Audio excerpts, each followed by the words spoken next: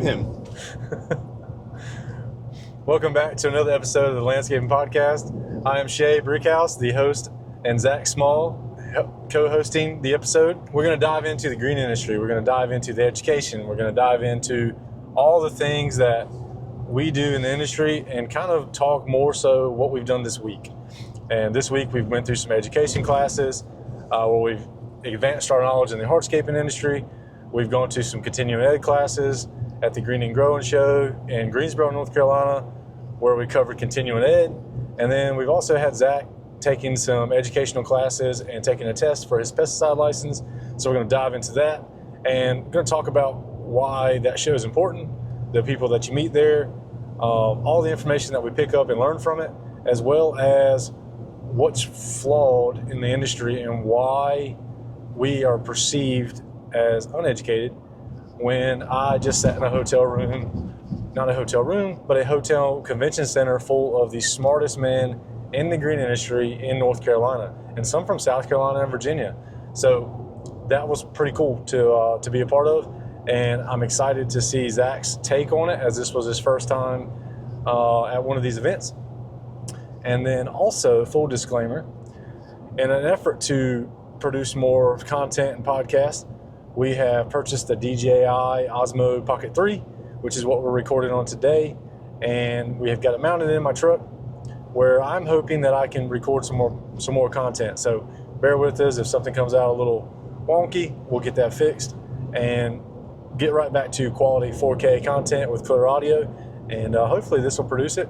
So full disclaimer, this is all a trial area while driving in my truck from Greensboro back home. So Zach, how was your first time at the NCNLA Green Growin Show 2026? So before I dive into that, I want to talk about how fantastic it is to see you becoming a content creator.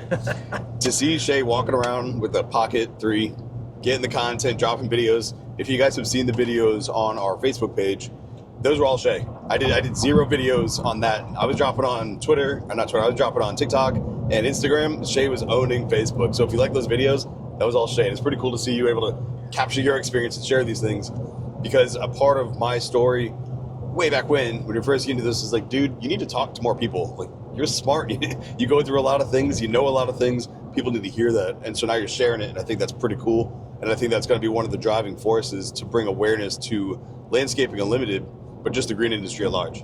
And so I think you're becoming a content creator is kind of weird, because you walk around and, like, being a photographer, so I can approach it from both angles.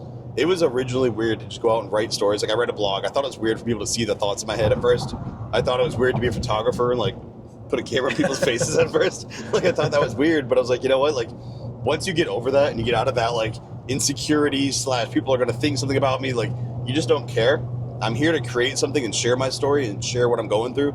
And at that point, you just, like, all that other stuff goes out the window, because it doesn't matter. Because at the end of it, had I been too insecure to go and share my story, there would be no Z photography. If you were too insecure to share that, people wouldn't be seeing what we're doing right now. And I think there's going to be a lot of the youth, people are going to make a career change, individuals coming across this who, if it wasn't there, it wouldn't have helped them have that little extra, like, oh, there's something I can do besides mow. There's more to this industry. And so them learning that, I think this is a huge part of that. And so I just wanted to get that out there before we really dive into this. How was my experience? Dude, it was fantastic. I've actually said a few things about the industry to you as we've been driving around that made sense. And so I learned quite a bit. And we'll do obviously a quick, like, overview here, but then we'll get deeper into a few of the things later. But in this, just to kind of give you guys an idea, 2 days ago, we went to the TechnoBlock Hardscape Showcase. And in there, we got to see all of TechnoBlock's products. We got to hear Paver Pete, several others, Leanscaper. I wish I could know these guys' names. I know they're, like, their handles. I know their businesses. I have a hard time with, like, remembering their names because I talk so much about, like, what they're doing in the business they're operating. And so that was pretty cool. But to see everything that TechnoBlock is putting out, again, Shay dropped a video on that.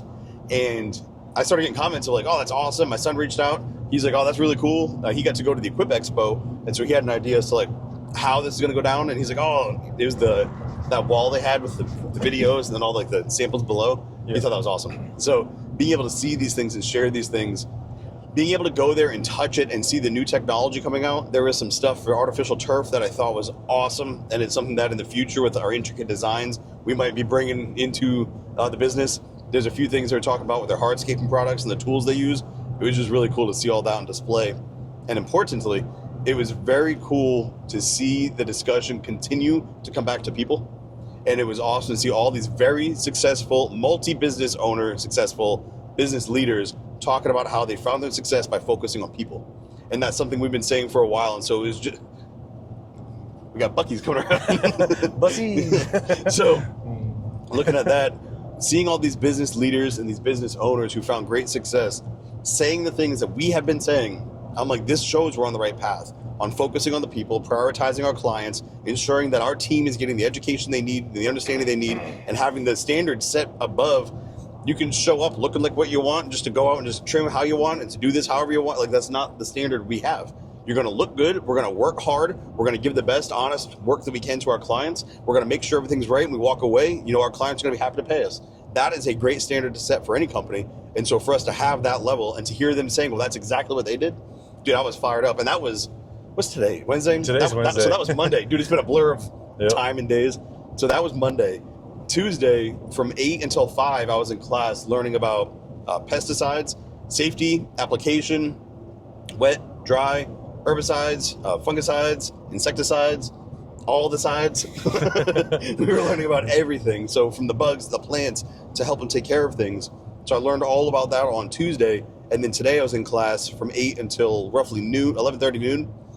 In class, we had lunch, and then I went and took my test.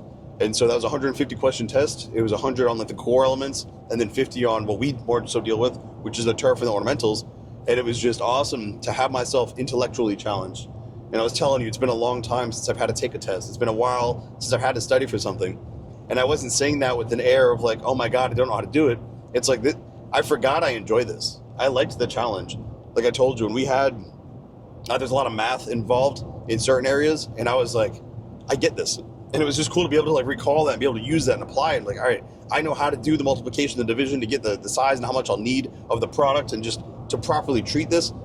But more so, I know why I need to do all these things. I know how quickly things can go south. And so why it's so important to take your time and get this right. You know, the examples I often give is you can go out there and if you get it wrong, you can destroy a whole lawn. Yep. If your formula is off and the concentration is too high or the variables and the environment that you're in are off, you can be spraying here and you can be jacking up somebody else's stuff. And so obviously we don't want to be doing that. And to go to the class and to see that and to be working, I had 30 people in my class. So that's me plus 29-ish other people. And we're all looking to be the best we can be with applying chemicals in situations that it's needed or using biology without any chemicals to fix issues. It was just so fascinating to me. And again, to just have my mind challenged like that, this wasn't a hardscape. This wasn't how many papers can you carry? Can you outlast the heat? This was, can you use your mind and solve this riddle in the least invasive and destructive way possible for your client to give them exactly what it is they want? And I was just blown away at how much went into it. And like I said, well, we can go into that more, but that was pretty much my overview. I'm leaving here fired up. You know, when I came on, we had a discussion about the chemical program. And then I found myself way immersed into the social media side, the digital side of just everything we have going on and showcasing what we do, that I kind of stepped back. But we did have, our original discussion was around, you're like, hey, is this something I'm interested in? And I was. And so when you came out and you're like, hey man, you still interested in that? And I was like, absolutely, dude. When are we going? 5 days. And so it was a really quick turnaround, but I was here for it. I gave you at least 12. I know, it was a while. I think we had about 2 or 3 weeks maybe. But I didn't think I would have that opportunity. When you presented it, I was like, yeah, I'm definitely in, dude. And I'm extremely appreciative, but also like glad I was able to come here because it gets your brain spinning another way that I can bring it back to the crews, back to the guys, and back to myself. So you're not just the only one walking around noticing these things. Like, you now have somebody else that can see what's out there. And all that comes from reading the books, going to the classes, and again, pushing yourself to learn more in this industry because it's not just mowing. There's so much more to it, but you got to get the mowing right before you can expand upon that. Yep. And because we've gotten so much right, we're able to go to these extra levels. And so I like being a part of it, obviously. I really enjoy this industry. And it's like, now that I've learned this, I'm already looking at like, well, what were you learning? And what's the next thing you can learn? And like, how can you take this further? And one of the gentlemen that I was next to, he's doing aquatics. And I'm like, all right, so what goes into, like, this stuff interests me. And so like, I keep asking more questions. And so obviously I need to become proficient in what I know. You can't just keep learning to learn. You got to go and apply it. But it just makes me hungry that I don't see the top of this mountain or the depth of this valley to which I can go up and down and learn about. Yep. And I think that's one of the coolest parts, is being interested in your job. And I think a lot of people miss that. So for me, you know, I'm excited to have you join me in some of these things, because in the past, in our company particularly, it's always been, you know, for us, we're a family-run business. So when we go to the GIE show in Kentucky, or we come to these Green and Grow shows, it's always just been, you know, the ones who have held the license and the ones that ran the company, because we started out kind of small, and so we didn't have a need for all these licensing individuals, you know, within our company, because we held them and everybody could work under our license and so forth and so on. However, at all of these seminars, trade shows, and events, all the keynote speakers, all the speakers that go up there and tell you about their successful business, you know, that they've created a top 100 landscaping business in the green industry, and they all talk about people. They all talk about, you know, if you want to be the best, then you have to be the best at everything, and it starts with the people. Everybody that we've talked to that's successful invest in people. You invest in your customer, you invest in the time that you spend with them, you invest in your employees, the time that you spend educating them. And if you want to expand, you can't do it alone. So it takes people. And everyone all has the same story. It's all different background, it's different aspects to what they actually do. But the story is they became successful because of people. And I think that is the biggest thing that I've taken away in the past 365 days of when 1 year ago I was leaving this show and I started this idea of, I'm going to create the largest landscape company in Eastern North Carolina. And that's when I reached out to Zach. We started this whole thing where he came back on board with us and puts me back into where we're at now. And if you followed along, you've seen some advancements of, you know, Facebook, Instagram, YouTube, podcast. And what's bringing this conversation up, which also brings me all the way back to my childhood and what landscaping was perceived as. You know, landscaping was perceived as it's the fallback. It's the, if you don't do good in school, then you'll be using a shovel or you'll be cutting grass. And for the longest time, people would always ask me, you know, what I wanted to do when I grew up, and I'd say I want to be a landscaper. And I kind of got the nose turned up at me, as if I wasn't going to be good enough to date their daughter, or good enough to, you know, succeed. And in my mind, I was like, y'all are crazy. You don't know the industry. Like, this industry is alive, it's well, and it's going to do nothing but grow. And this is proof of that it's doing that, because all these people are succeeding. The industry is growing. More and more people are there. You know, Zach referenced that there was 30 people in his class today in the pesticide class. Now, I don't remember all the people that were in there because I wasn't in there, but I'm pretty sure they ranged in ages from 18 to maybe mid 40s, maybe low 50s. Yep. Am I speaking correctly? Yep. So the fact that older generations are still investing time into the industry means that the industry is alive and well, and that they still see it as a viable career for them to finish out, you know, their workforce or their work time before they retire. The younger adults, and I say adults because if you're out there investing time into a career, then you're not a kid. You're looking at something as a future, and so you're certainly not a child. And I think that the more people that we see that are young and the more people that we see that are old just further emphasizes how well and alive this industry is. Me, I grew up in this industry, so you know, I was licensed at a young age because I knew all the rules and regulations because I grew up in it. And so to me, this industry has always been alive and well and has always been something that was going to be successful. I thought everybody else knew that. And it's, you know, I've talked about it in a previous podcast, the curse of knowledge, but I have always thought that, well, man, people know what we do. And in the past year, I've come to find out people don't know what the green industry is unless you are in it, you don't know what it is. And that's where it's a flaw. And I think that what everyone has been told is a lie. I was in a room with the most educated men and women in the industry in North Carolina. And I say that because they all have something to bring to the table. It's years of experience. It's studies. It's, well, this worked for me, and this is why. This is the region I'm in, and this is why this system works here. It's also, NC State puts a lot of time into research. If you go to their website and you type in the turf files and you go through all the data they've got on turf grass, which then goes into some insects and some fungicides and all this other stuff, then you'll realize just how much time and money is spent into this. It's not poured into an industry that's meant to be a fallback. If it was meant to be a fallback, there'd be no resources for it. But there's tons of them. And these people were here today and yesterday. They taught these classes. They instructed, they taught all new best practice managements. They taught about, how to conserve water on your irrigation and how to better advise your team on what to do so that they're more efficient on the job site. That sounds a lot like a industry that is a career and not a fallback. And so for me, I'm glad to see people continuously putting time into the industry, putting time into the education that it does require to do what we do. And I'm glad to see it. I could talk about it over and over and over all day about how educated our industry is. And I think Zach is starting to see a lot more of that because he's now got his foot in the door in these classes. And so I'm excited to come back and show the rest of our team all of the stuff that we've learned. I've got tons of video of slideshows and stuff that I'm excited to explain and make sense to the guys of why it is I tell them to do what it is we do, and it's not just made up. Yeah, no, one thing I want to point out is I think it's really important for us to recognize that we're not just talking about raising awareness to the youth or bringing attention to the green industry. This Friday, we have a speaking engagement at a middle school. Next Friday, another one at a middle school.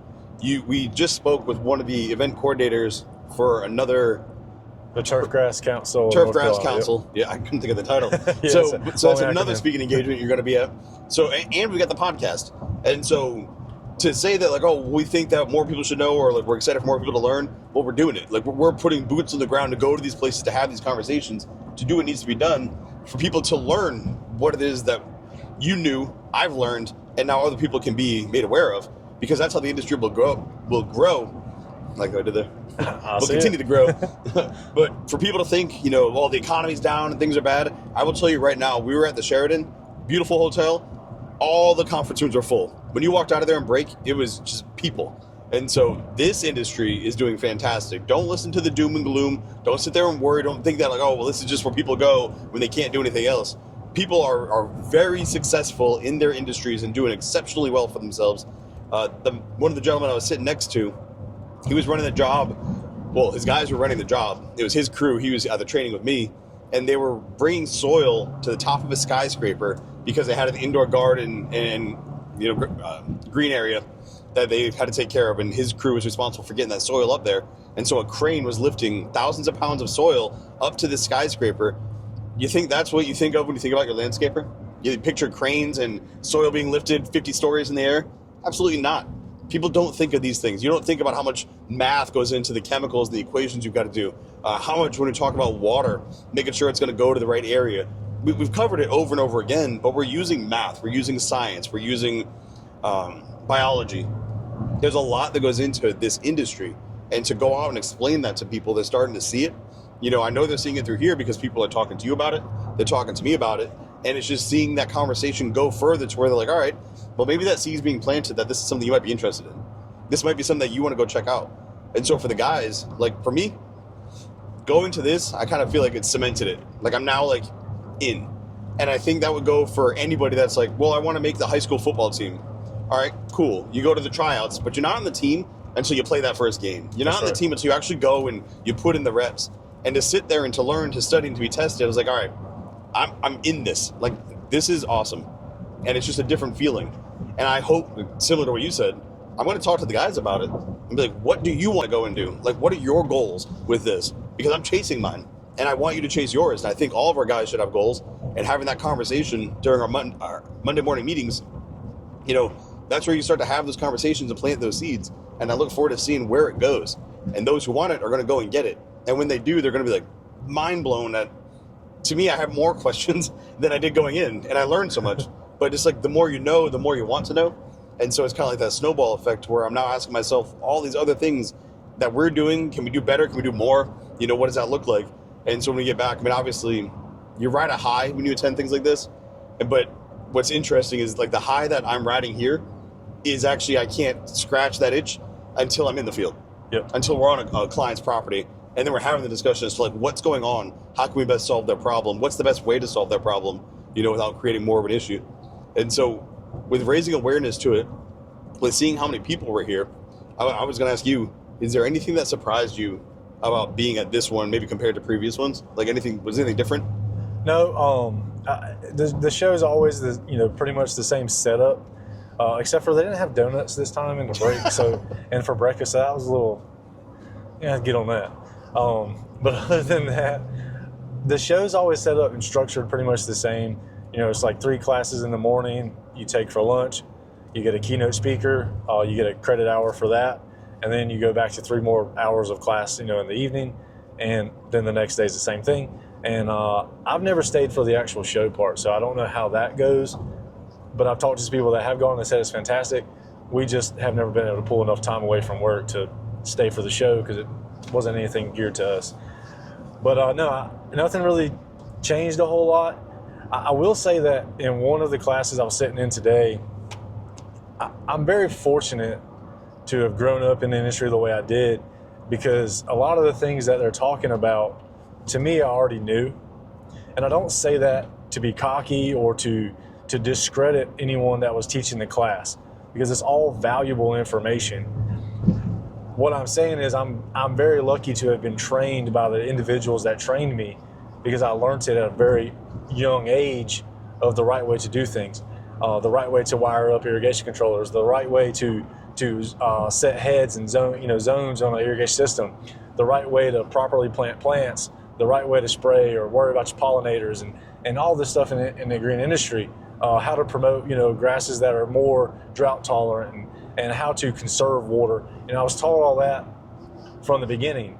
And I think a lot of people that jump into this industry, they're not that lucky. So to have an event like this to where they can come to and see all of that stuff and learn it is phenomenal, because it's investing time and resources into the industry. So I'm just grateful for that. It's awesome. I was thinking as you were saying that, how many people are in their position of their job and they're viewing good enough as good enough? And so like you were just talking about how you're never good enough. No. And it's not a insecure, like beating yourself up thing.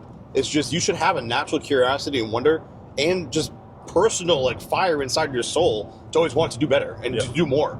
And so you were just talking about how you were brought up in this industry, and the first bell that went off in my head is like, and yet here you are still going to classes. Yeah. You've been brought up and you raised all this, a lot of the discussion as much as the person presenting, which is why getting you on stage I'm fired up for. And I'm telling you, you're going to have the best photos and videos. But that's my personal thing. Looking at that, you're still pushing yourself. You're still going for more. And if people are sitting in their profession, whatever it is, doesn't have to be green industry. If you're an accountant, why aren't you going for more certifications or more accounting things that can just open up doors for you or help you better understand the industry? It doesn't matter what you do. I don't care if you're the garbage man. You should learn how to drive the truck as much as it is to throw the trash into the back of it. And if you're driving the truck, you should see, how do you coordinate where those trucks go? Like, to me, there's always something else to learn. And so, like, I run the digital side of a lot of the things that we're doing. I have my hands in everything that we're doing digitally. And yet I'm still like wanting to learn more about this. I want to learn more about the hardscape side. I want to learn more about the software that's out there. I want to learn more about the landscape that's out there. The first Wednesday of August, Raleigh or NC State puts on something. It's the field day.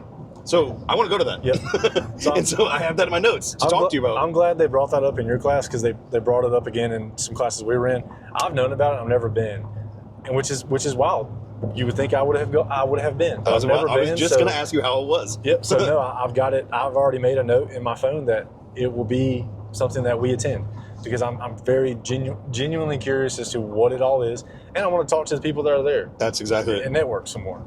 Going in and being able to see where they talk about the different grasses, talk about the different soils, the different things they're seeing, the trends that they're noticing. I realize we get a lot of our seed from Oregon because we have a very a very interesting climate where we can grow a lot of things, but our summers wipe us out. Whereas in Oregon, they've got the same kind of climate, but they don't have the summer. And so their grass can go longer, and so they're able to produce a lot more. And I was just like, that is crazy. Like, okay, talk to me more about Oregon. And so I'm learning about the seeds that are coming in. I'm learning about how to like track the seeds to make sure that you're not throwing anything in. I freaking today was talking to you about how we need to clean our mowers from certain jobs to other jobs because I'm learning how things can be transported. And one of the stories, I'm going to call it professor because I don't know what to call him, instructor. The instructor, the professor. Sounds good. They're very educated, very intelligent individuals. She said a client brought it to her. She doesn't know where the weed came from, but the first time she's ever seen it, it's all over her yard. The first time she ever seen it was on a hike. And the instructor was like, yeah, you brought it to your lawn. And she explained how it was tracked from there onto her boots to her lawn, and her lawn was a perfect environment. It had the triangle of like the right climate, the right soil, the right just everything going on, the right organisms, bioavailability for that weed to go from that hike on her boots to her lawn to take over her lawn. It wasn't the landscapers, it wasn't anybody else, it wasn't magic, it was her. And all she did, like I've said to you, she did a little bit of Sherlock Holmes work. Yep. She looked at the evidence, she looked at what do the little things say, where is it pointing her, and she solved it. And so this lady, let's say young 30s, my first instructor, he was 60s. In my class, there were kids who looked like they were 18. You had to be 18, I guess, to get your license. You can be certified to operate, but at 18, you can get your license and do everything. And these kids looked like no beards. They couldn't grow a beard yet. And then I had like Father Time, like 2 rows behind me. And so like there were dudes who were like old.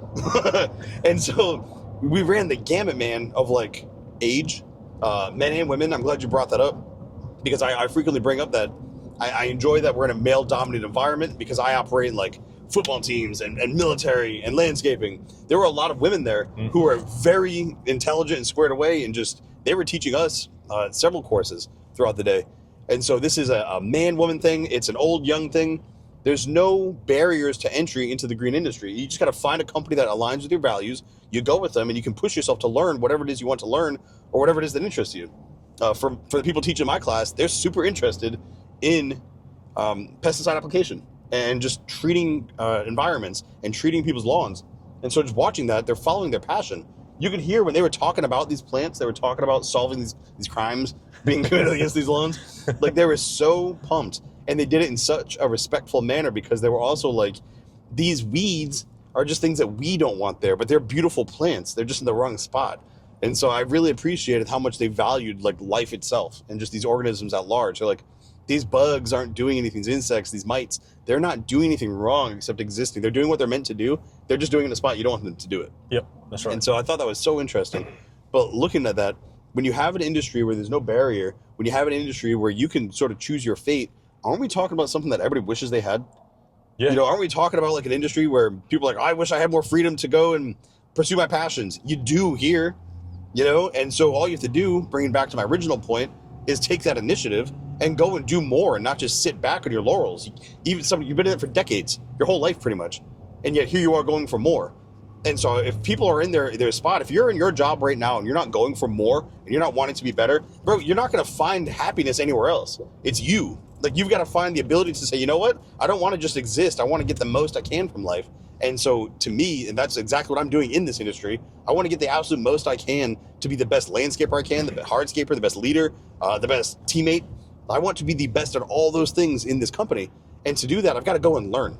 I gotta go and move my body. I've got to move my mind, grow in these areas, get these licenses, certifications, awareness. The rally thing, it's not like, hey man, let's go on vacation. Like, bro, this is not a vacation. It's early mornings, shitty sleep, and you know, and you're studying and grinding all day. Yep. We've yet to go somewhere where there wasn't a lot of work involved in it. And I enjoy going. Kentucky was awesome. It was work. Here is awesome. It's work. The NC State thing, that's going to be work. And as much as it is cool to learn, you're also got to bring that back and apply it because you're not here to just kill time. Yep. We're here to take what we learn and apply it in the real world And it's my hope that all the men see this, and even people, other landscapers watching the podcast or listening in, they're understanding the importance of investing in the team. Like, by bringing me here, that cost you money. For us being here, it costs us money. And so that in itself is an investment. It's not an expense. It's now that you have this, whatever it costs, you're going to make all that back and more by being able to bring a better service to the people that you're bringing in your community, or a service that you're bringing to the people in your community. Yeah, 100%. I mean, you look at your ROI, your return on investment, and like, sure, there's some money up front you have to pay, into the program, into the system. However, if you look at the ROI and you go, well, if I'm educated and I don't have to explain every little thing to every person I have on my crew every time we do something, and that they already know it and I can just hit on the key aspects of it, well, then they already know the rest because they're properly trained, they're properly educated, and they can go out and do the thing that you ask them to do. And so that's important. And that is where that return on investment really kicks in. Yeah, you pay up front, but just like everything, you pay up front for just about everything you do in life, and then you get the rewards of it. Just like pay on your paycheck. If you want more, you put the work in, you get the pay, it rewards you, and it's like, all right, cool. Now I'm making what I want. I had to throw that in there because it seems to be a going topic in the industry of pay me more and I'll do more, when we all know that's not the case. Also, to anyone listening to this, these rooms aren't filled with just speakers that are talking about turf grass and talking about irrigation or pollinators. They're not just that. They're not strictly just to the green industry. Our keynote speaker yesterday for lunch, I didn't catch her name because I was pigging into the chicken that they gave us for lunch. But I do know she worked for Farm Bureau. They did an extensive amount of research into the data and the economy of landscaping and the contribution it has to North Carolina as well as to states around us. And it's in the billions of dollars, like I think it's $9.1 billion that the landscaping industry contributes to North Carolina. That is a lot of money. And I don't remember all of the slideshows. I've got some pictures of it on my DJI Osmo Pocket 3. Did that in my sponsorship voice. But it's fascinating that you have economists come and present to you and talk about how important the industry is to the state. That right there alone tells you how big the industry is. And also, the graph was a steady incline. Obviously we had the dip in 2008, 2010, but we have a steady incline after that, and it's still going. I don't see it coming down regardless of what anyone tells you on the news. This industry is alive and well. People have money they want to spend, whether they're spending it in pain or spending it in pleasure, and we can talk about those two different types on a later note. But we're seeing a lot of people spending money in pleasure, which means that they're getting those nice hardscaped areas, and we're able to provide quality landscapes. We're able to utilize all the knowledge we have and craft them something in their lawn that they're happy with, that's suitable for them, and ultimately is something that allows our business to grow and keeps our employees happy and keeps us happy because we're out there doing something we love. When I watch how they interwove like leadership to people, to actually job performance, to how it benefits the business, I can't think of what's the Leanscaper's name? Do you remember that guy's name? No, I want to say it's Mark something. I've got it in my email. I'm going to go with Leanscaper because I know that's right. Yeah, so he's a Leanscaper guy. I hate to call him the name wrong because he's a very successful gentleman, and we should know his name.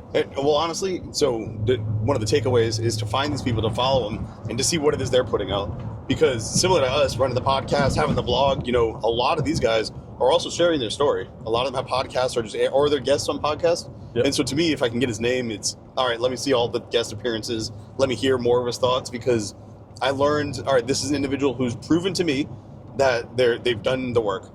So you don't magically become top 65 in Canada. Yep. Like that's no, not Canada.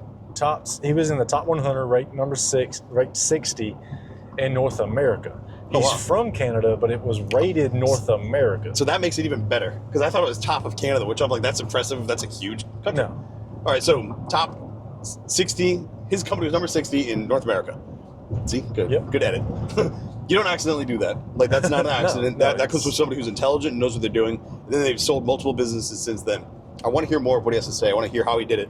One of the things that he really drove home is that, you know what? It's great for businesses to make money because then you can pay your employees more, and those employees will go out and make the business more money, and so therefore the business makes more money that it pays the employees more. But it starts with the employees bringing in the money, which grows the business, which then goes back into the employees. And so that mindset of like, we grow when we all grow, it goes all the way back to employees thinking like owners and owners working like employees. Owners never get detached, so they don't ever lose, how the business started, so it stays to its integrity and its foundation. And the employees see the ownership and the role they play in the success of that company. To me, that is the way it's supposed to work. And we were just listening to Andy Frisella. So big shout out to Andy Frisella. We listened to the podcast on the way up. Yep. We listened to the podcast on the way down. We're eating First Form beef jerky. Sponsorship boys. But shout out to Andy Frisella because that is a human that I've been listening to for years now. I follow him on all the platforms. The dude's just a freedom fighter. I'm a huge fan. But he was talking about entrepreneurship. And with entrepreneurship, like, you can't go into that timid. It's a cannonball into the deep end. And so if you're an employee, you got to show up to the business saying, dude, I am willing to do everything to help this thing grow. And when you have an employee like that, it's clear. And that person is going to bring such energy to the team that success is inevitable. And so finding ways to find those people, finding ways to have those conversations, letting people know, like, hey man, we join this. We're not just going to throw you in a Super Z and send you out there to do your thing. Like, we're going to work together, educate, grow, invest in you as a person as much as a profession or a professional individual. And so to me, like, the well-rounded nature and approach to all of this is constant learning from people who are doing the thing, constantly reaching back and investing into your own company, and just sitting there and like, I'm ready to go have the conversation shortly on literally like what we were learning today. Yep. Because I mean, you were talking about pollinators, and I was like, dude, do you know how messed up you can get bees? Yeah. Like, we had a whole lesson on that today. And so my brain's kind of swimming with all the takeaways. But looking at how many freaking times it was reiterated that it's about the people. And if you want to grow, you've got to make the decisions to align yourself with the people who are going to grow and who want to grow, who want to put that energy into what it is you're growing. And you've got to be able to let go of the rest. Similar to if you want to save a lawn, sometimes you've got to get rid of parts of that lawn. You've got to do some very heavy removal and destruction for more creation to occur. And so knowing when to do that and how to do that, the guy sold one of the top landscaping businesses to perform in recent years. Like, that is not a mistake. And so when the guy talks, I want to sit and learn more. And so when I'm sitting in these classes and learning from my instructors, I'm viewing it as like, all right, this is giving me the mental tools I can then to go and use to help Landscaping Unlimited reach the goal of becoming the biggest landscaping company in Eastern North Carolina and beyond. Yeah, 100%. Another key takeaway that I took from this particular trip, a lot of this also is a mindset shift that, every business owner should have this. You should constantly have your mindset shift, from year to year, month to month. And I don't say like, oh, I want to go from X and then completely flip the script, but you should have your mindset shift a little bit every year, because if you don't, you'll fail to grow. And a successful business grows every year. If you're not growing every year, then you're doing something wrong and you should keep going. But where I'm getting with this is, I'm listening to all these instructors in the past 2 days talk about pollinators. They talk about the best managed practice of watering so that you reduce runoff. They're talking about the best grass to use, and they're talking about how to set up for for saving electricity. If you use this grass and you allow these pollinators to come, then you don't need to water so much, and you don't stress with nutrients and fertilizers and all this conglomeration of stuff. And they all talk about their specific task. But as landscapers listening to all of these things, it's our job to take all of that information, mold it together into one big Rubik's Cube. And when we get to your property, solve the Rubik's Cube. Turn each one and be like, all right, well, in this particular side of the lawn, they've got a microclimate. And so we know we need to adjust this. However, if we do this, then we're going to end up having to spray more fungicides. We're going to have to spray, put out more nitrogen, or, oh man, they've got these bees that are over here in the back corner of the yard. They're not hurting anything, so let's make sure we don't spray them, and find out if the customer's okay, with having that part of the yard look a little worse, because some of these are actually these bees are actually native, because I didn't know this till yesterday. A large majority of the bees we have, they're not native to our area. They were all imported over here. So that's another fun fact for you. But you take all of that stuff. Huh? Imported from where? I'd have to go back in my notes to see exactly where they got imported, but a lot of the bees, yep, they're not. And so I was like, that's pretty cool. I'll need to do some more research on that. But you take all of that information and you cultivate the perfect lawn for each customer. And to me, that is where it's like you have to be smart to take all of the information that there is and apply it to every landscape and give the absolute best that you can for that yard. Because you can go 2 neighborhoods over and you've got a completely different setup, different soil types, different shade, different microclimates. The wind may blow more in that area due to the way the structures are. Particularly in like urban areas, like urban landscapes where you've got tall skyscrapers that cause wind funnels. I mean, there is a whole aspect of that you have to take into consideration.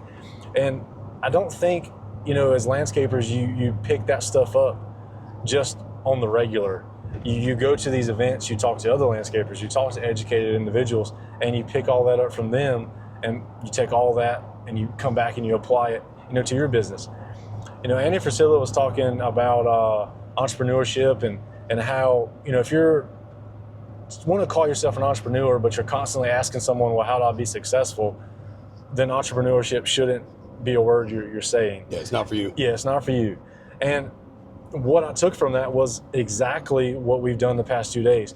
I don't think any company in there was asking someone else, hey, how do you be successful? However, we were bouncing ideas off of each other, in between breaks and sometimes during classes, and saying like, hey, that information we just learned, do you do that? And how do you apply it? And I've run into this little issue. What do you do to mitigate that? And how can I apply that to my company? Because it's a little issue that I have. And I think taking all that information and being able to do that makes it successful. And it wouldn't be possible without shows like this. Yeah, dude, I've been thinking about some of the conversations I've had. So shout out to my buddy Anthony. When we talk, he ran a business, very successful business. He sold it, and now he's living his life of being a farmer in South Carolina. Awesome human being, awesome family. But one of the things we've always prided ourselves in is that our conversations never circle around professional sports. They never circle around how bad politics are. You know what we talk about? Life, business, parenting, marriage, health. We talk about things that matter. And so when we sit and we have these discussions, like, we're not sitting in the office saying, the world is so hard, we're not going to make it, we're going to die. It's like, all right, what do we got to do? What's the next thing? What can we create? What can we build? And so when you see this, the men that you're having together, the men and women that are together in that room, sitting down and having dinner together, networking, having these conversations, right before we left, we were speaking with the coordinator for the Turfgrass Council, North Carolina. She said they wanted to talk about the soft skills of leadership and connection and how you run your crews and how you connect with people. And I was like, dude, people are starting to get it, or at least high performance is starting to get it. Low tier, low level, scarce-minded folks are going to sit there and talk about all the problems or distract themselves from what actually matters in life by saying, well, hey, did you know that Indiana won the game, but Miami should have won it? Or I didn't even know, dude. But I know Indiana won because I've been everywhere. No, I saw that. But they're going to sit and they're going to talk about those things. They're going to talk about these things that don't matter. You're not on that team. You're on your company's team. What does Indiana football have to do with me? Nothing. Landscape Unlimited, though, has everything to do with me. I work here.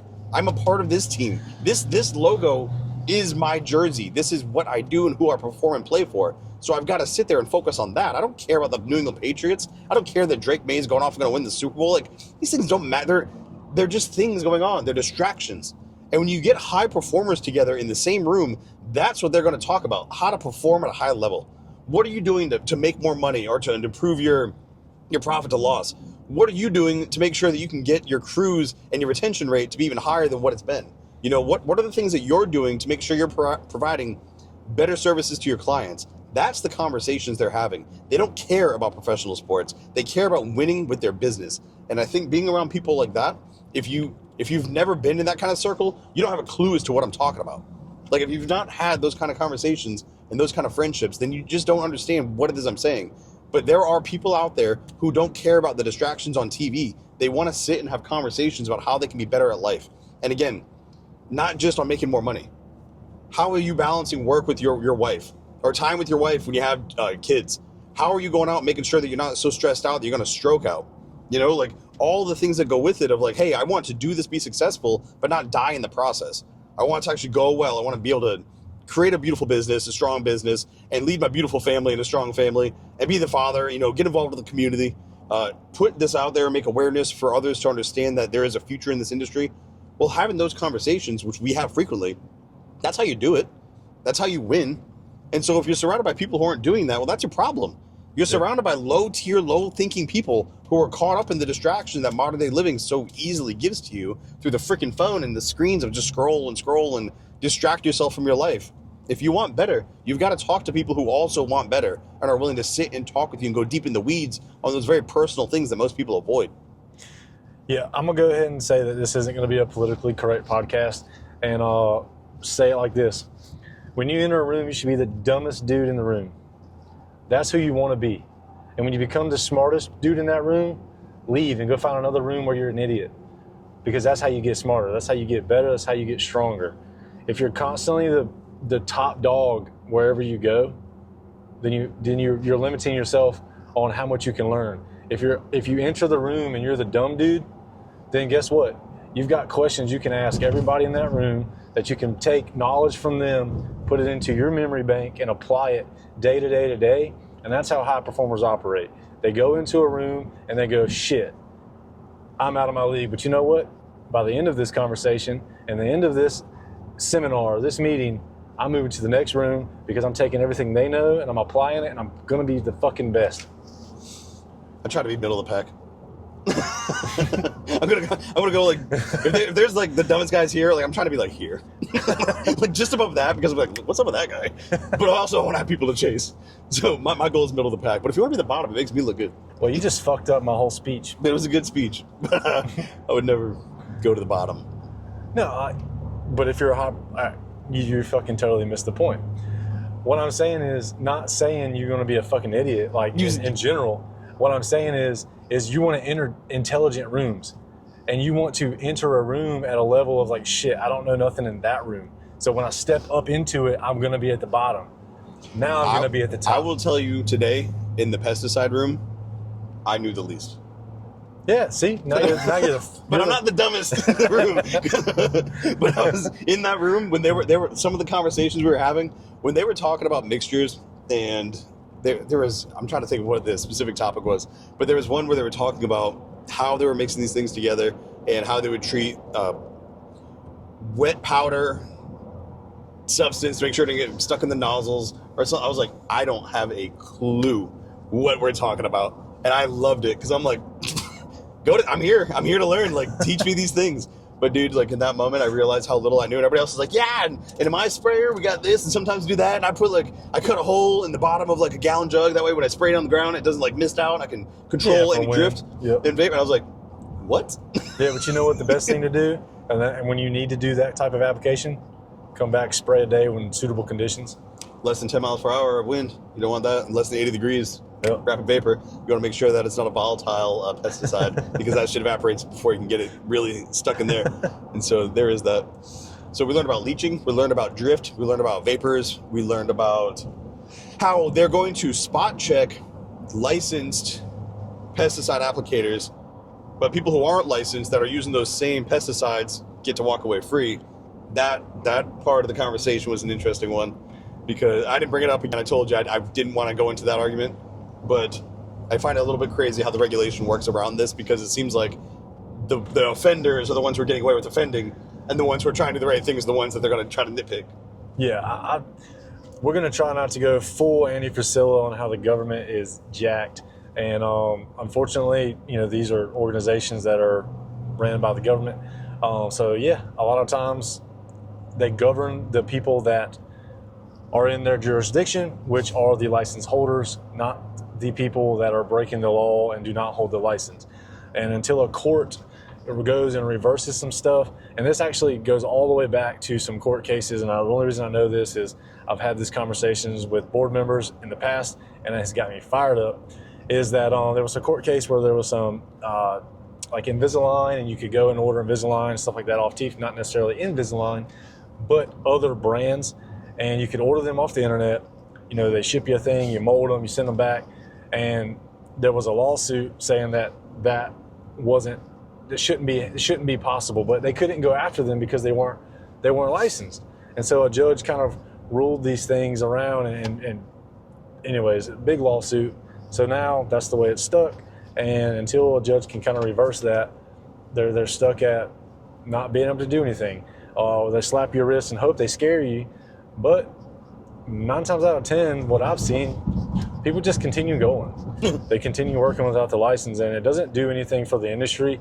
It actually hurts the industry as a whole because you're not in the industry for the industry, which means you're treating it like a job and not a career.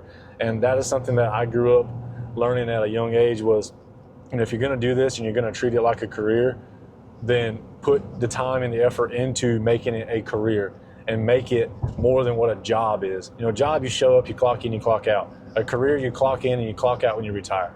That's what a career means to me. That's what I think it means to most people, and that's my spill on that. It made me think of gun laws. Like, oh, we're stricter gun laws. Well, criminals aren't following those laws Yeah, 100%. in the first place. So you're not really getting the people who are going to be doing the crimes. But also, I think this is a quote from your dad, where he said he went and got his certification, his licenses, because he wanted to treat this like a profession, like a real profession. And that really stuck with me, because that's why I want to do stuff like this. If I want to do this, can I work under your license? Yes. We can work under your license. You went and got the license. Could we have done all the applications and everything in order from Amazon and like the dark web and gotten all the restricted use pesticides? Yeah, we could have. But how would that be supporting the industry? It wouldn't. And if we want the industry to grow, we've got to be a part of it. We've got to support it. There are dues that are associated with these licenses, which again trip me out, but they go towards the council who's running the license, which in turn is then supporting the industry because it's going into the leaders of the industry. And so therefore we're supporting what it is we want to see grow. Very similar to people who are like, well, the kids these days should be better. Well, go volunteer, man. Yeah. You don't hear me saying that because I am volunteering. I do put myself out there. And so I very much want to support the youth. I believe more energy should be put into them. And so therefore I coach, I train, I volunteer my time, I answer questions, I've taught. Like, dude, I've done my 10,000 hours with kids. Hey, we got light again. And so it's when people are like, hey, I want whatever industry they're in to be treated better or more professional, yet they act like amateurs. It's like, well, you're the reason it's treated like amateurs because you're not being professional. If you want better, you've got to do better. Yep. And so I think that being a part of this and coming to these things, doing it right, that's how we win and how we show people that the green industry is a profession and it is a career and not just a job that you go to because you can't do anything else or you didn't enjoy school. Possibly a whole separate podcast than that. But the fact remains, if you want something to grow, you've got to water it. You've got to tend it. You've got to support it and give it your time. If you're not going to do that, well, you don't want it to grow. Yeah, 100%. This whole experience, you know, the green industry, my whole life has been a roller coaster for me. It's been up, down, sideways, all around, upside down, the whole shebang. Fourth dimension. Yeah. and it never ceases to amaze me, you know, how much more information there is out there that I can continue to learn. And I learn something every time I go to one of these classes. And I learn something every time me and Zach have a conversation. Even though he didn't naturally grow up or, you know, navigate to the green industry from the start, you know, he comes from a different aspect of his career and where he started out. A lot of the same things apply. And that's what I keep finding interesting is that no matter the industry, no matter what your career is, you know, we all kind of navigate to the same thing. And that's high performers win, people matter, and to be successful, you have to want it. And you have to go out and you have to put your time into what it is you're doing, or else you're just going to become complacent. And if you become complacent, you become the sheep and you become someone that can easily be led down a road that you don't want to be down, which is going to be to the slaughterhouse. I guarantee you, if they were to take us out of landscaping and throw us into a fast food joint, we would take it over, we would make waves, we would change things, and it would be run like no other one. If you were to take us, throw us into a school, we would make waves, change things, and just rise. No matter where you go, like people who perform. It doesn't matter where they go or what they do. I've found success in wildly different fields of just professions. And I come here and I enjoy this. I found success in this because I'm willing to do what it takes because that's how my brain works. I don't give myself an alternative. And I view other like personal things like that. I want to be a good husband. Again, I want to be a good dad. I want to be a good friend. I want to be a good community member. And so like I work my ass off at these things by reading the books, by watching the blogs, by watching the YouTube videos on the intangibles. You know, it's not just being able to like put stuff together. It's also like being able to work with other people and being able to have patience. A part of that is just being able to work on yourself and not being able to like shut down when something doesn't go your way, or being able to say, one of my greatest gifts, like I gave myself permission, was to speak my mind. Like if you don't like what I say, that's a you thing, come and talk to me about it. And if you're not going to talk to me about it, I'm going to continue to do what I do, and I'm not going to change until you say, hey man, well, this is how I feel about that. And then again, I'll still argue my point, but if you convince me that I'm wrong, then I'll say, good job, you got me. And it's happened, like maybe once or twice. Yeah. But when I look at it, and no matter where you go, if you're somebody who's just looking to do the most you can do, to learn the most that you can, to be the best asset that you can in that team, bro, you can't help but win. Go to photography. My company was just fully officially a company in North Carolina as of today. I got the text message this morning, which is pretty cool. And so people have told me, it's just a hobby. You're not going to make it. The market's saturated. You don't need more sports photography. These are all things that, like, one of these things would have made somebody else quit. Yep. Like, just not getting support from everybody would lead to people quitting. And I was like, I don't care what you say. Like, you're if anything else, I'm going to, like, spite win. Like, I'm going to win just more because you pissed me off. But it's all the reasons as to why I couldn't win. And I was like, but you don't know me. I'm willing to do everything. I'm freaking taking pictures of the most random things, editing, putting it out for people to critique and make fun of, for me to just come back, go back to the lab, and why did they not like it? What didn't work? You know, why was this blurry? Why didn't that work? How come people are like not liking or seeing what it is that I'm looking to do? And you change the things to get better at the craft, but you don't change like you. And so I never changed my style of photography, but I took all the criticisms and I understood what was causing that to not be understood. And I took it and applied in that one. Take that to hardscape. I showed up and said, dude, I have no idea how to do anything, but I know how to work hard. I'll pay attention. And each time that I learn something from you, I'll be a little bit better and better and better. And I'm not going to stop learning to the point of, that was 3 years ago, and today I'm going to a class. And so the learning is still happening. And I guarantee if I took you and I said, you're going to go over here, and dropped you in the middle of a random company, dog training, bro, the most random thing I think of, and you would be the best damn dog trainer. You would just figure it out. You're like, all right, cool. How does this work? How do different dogs learn? What are the cues? What are the things I need to buy? What do I need to invest in? How can I get this? How much room is needed? What do I do? How do I charge clients? People love to say, oh, you're gonna be a starving artist to me. They'd be like, oh, you don't know anything about dogs? Yeah, now, give me 6 months. Yep. Yeah, and I will learn everything because you'll become obsessed with it because you're not gonna allow yourself to be less than. And so as quickly as you can learn, you will learn. To me, like, I hate that people glorify failing. Oh, you're gonna be a starving artist. Where I've watched photographers rise and fall on my journey, and like I'm always rooting for them. I'll do anything I can for them, except do the work for them, and then they just disappear. And the ones that make it, I'm like, keep going, because if you keep going and keep learning and keep improving, you're going to find success. Like, it's not cute or impressive to be running a business that's failing year after year after year, or to be the starving artist where you don't make any money. You're doing it for the love of the art. Awesome. Like, you can get paid while doing something you love, and people romanticize that shit and they complain about it when they're not getting paid. So it's not like they even want to be that starving artist. And so to me, it doesn't matter where you go, it doesn't matter where I go, it doesn't matter where any high performer goes. They're going to take over, they're going to do their absolute best in that spot, and they're going to learn. They're going to teach themselves what makes people successful in this industry, what do the clients need, how can I merge those together, and then just create something that they're going to love. 100% fully endorse the message. I, at one point, before you came on board 3 years ago, had like hit rock bottom in the company. Complacency was a thing.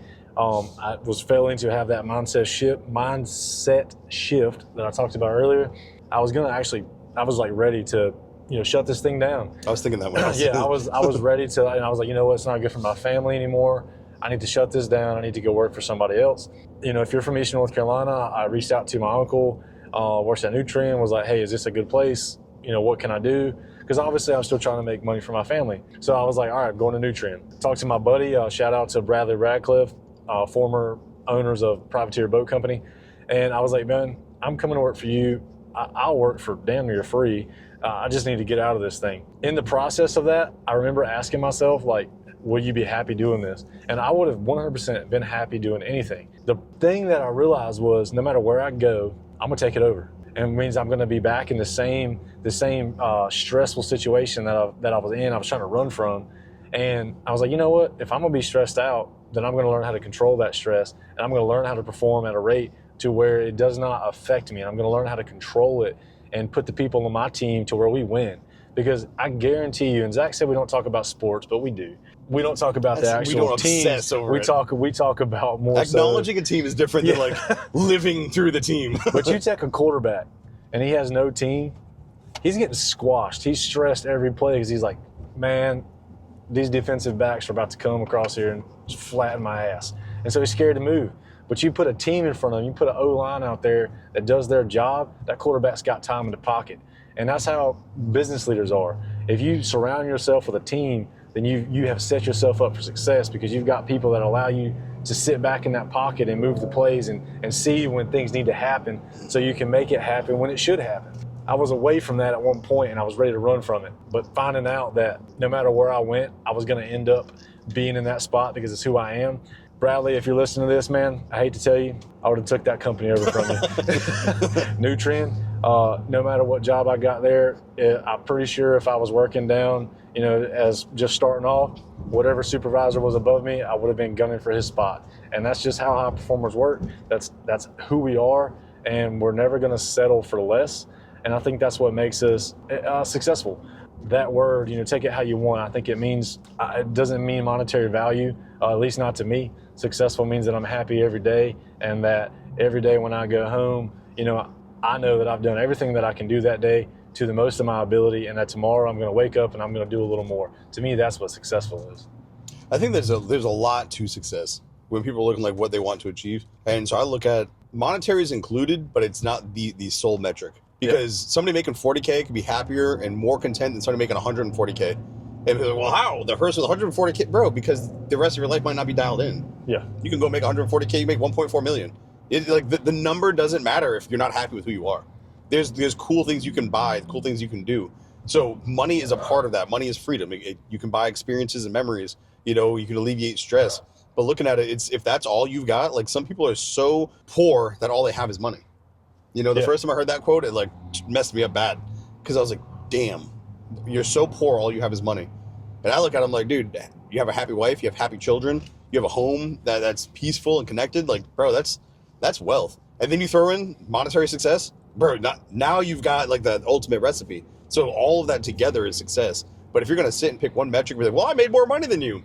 Yeah, but you also don't know your wife, you don't know your kids, you hate who you are when you look in the mirror. That's not good. You're not good with God. You're not good with yourself. You're not good with anything. You just have commas in the bank account. It's not success. That's like a faux metric of what happiness is, marketed to us by people looking to keep us in this little rat race and not looking to get out of it, where you can step back and above and see what's going on. And I think that's the biggest trap people have fallen into, is thinking that if I just got to keep making more money and then I'll find it. Bro, step back. Look at your life. You might not need to change jobs or go make more money. You need to figure out all the other stuff in your life out that you've been avoiding and using work as an excuse to kind of justify not working on. It's very similar to, well, a lot of people have a lot of vices, and people will be like, oh, well, I need this. I need this. I need this. They need booze. They need sports. They need food. They need all these things. Those things are just filling a void of what you really need, is to figure out what's going on inside your head and to address it. And so like you having that coming to Shay moment where you're like, all right, like let's sit down with the man in the mirror. You want to sing it? I'm not going to do my full time? Michael Jackson. I mean, I'm driving. I don't have the white glove, and the moonwalk in the middle of Highway 85 wouldn't be a good thing. Great for views, though. Great for TikTok. So when you look at that, the man in the mirror, you get to have that real discussion. You had it, and then you look what you built since. Because you had that real sit down and like, all right, I got to figure this out, and I'm going to figure this out. And you figured it out. You built the team. We're out doing the thing. I mean, it's cool to see what happens when people just like let go of all the other stuff they've told themselves and they just get to work. And I think we can see that with a lot of individuals. I'm looking forward to seeing that more individuals within Landscaping Unlimited. But just listening to this, I'm looking forward to those conversations we have with people who are figuring it out. They're learning like, oh shit, I have permission to control my life. I have permission to go and do what it is I want to do. I love those stories, man. For me, also looking back at it, I took something stressful, thought about it in my head, was like, you know what, I'm gonna make it more stressful. I'm gonna add a podcast to this thing, and here we are. But I'm happy doing it because it's a mindset shift. I'm surrounded by people that love the industry. We'll talk about the industry, and it's something that I'm finding myself more and more. Between each podcast, each video we make, each social media interaction that we have, or each community event that we engage in, I'm finding myself more and more enjoying what it is we do. And I'm finding myself more, just finding myself in it. And to me, that's important. That's what's going to make me rich, not necessarily monetary value like you talked about and the commas in the bank. It's I'm enjoying it. The industry is alive and well. I'm seeing it grow, which means that I don't know what I stressed about previously because there was no need to. It's a industry that's very alive, very well, full of very educated people, way more educated than I think the community or the general public gives this industry credit for.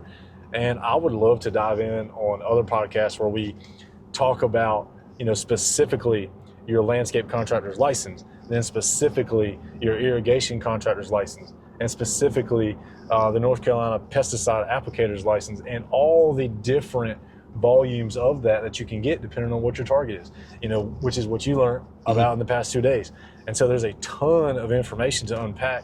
And quite frankly, I went through 14 hours of just classes in the past 2 days, and we could talk about it for 48 more. I mean, it's just one of those things that there's so much to unpack that you can't do it all in one podcast, which is awesome because that also goes to confirm how much there is to learn, how much there is to the industry, how big it is, who's involved in it, and all that good stuff. And so if you like this type of information, you like listening to the green industry and the landscaping podcast, particularly because it should be on your recently listens to list in your library of your podcast, and you should be able to click right on your radio and get that. But for us to continue doing what we're doing, we need you guys to share this stuff on your socials.